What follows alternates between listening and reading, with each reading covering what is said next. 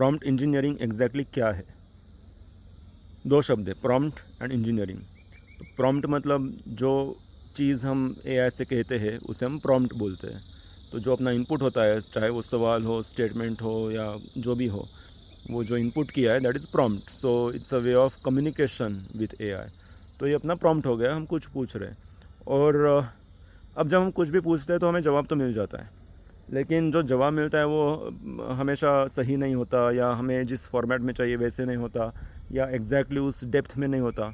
कई मतलब जैसे हम चाहे वैसे एग्जैक्टली नहीं होता काफ़ी बार इनफैक्ट। तो तब क्या हम करते हैं, तब हम उसको इंजीनियर करते हैं, मतलब हम उसे इम्प्रूव करते हैं, हम उसके साथ खेलते हैं उस प्रॉम्प्ट के साथ। तो इस प्रोसेस को बोलते हैं prompt engineering. You are engineering the prompt.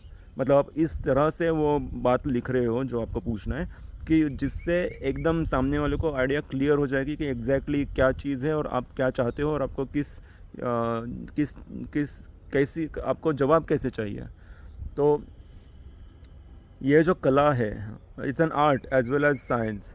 तो ये जो कला है प्रॉम्प्ट लिखने की और प्रॉम्प्ट के साथ खेल के उसको ऐसे बनाने की ताकि एक ही झटके में या एक ही प्रॉम्प्ट में आपको मन चाहे जवाब मिलेगा।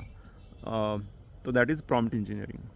एंड अभी प्रॉम्प्ट इंजीनियरिंग इतना काइंड ऑफ फेमस इसीलिए हो रहा है, या उसकी हाइप इसलिए बढ़ गई है बिकॉज हमने GPT 3.5 फॉर एग्जांपल काफ़ी बार सही से या हम जैसे चाहते हैं वैसे जवाब नहीं देता। वो कभी शैलो आंसर देता है, मे बी मतलब उस पर काम करना पड़ता है हमें। ऐसा नहीं होता कि वो आंसर लिया और कॉपी पेस्ट कर दिया, हमेशा हमें कुछ ना कुछ उसमें खुद ही एफर्ट्स डालने रहते हैं।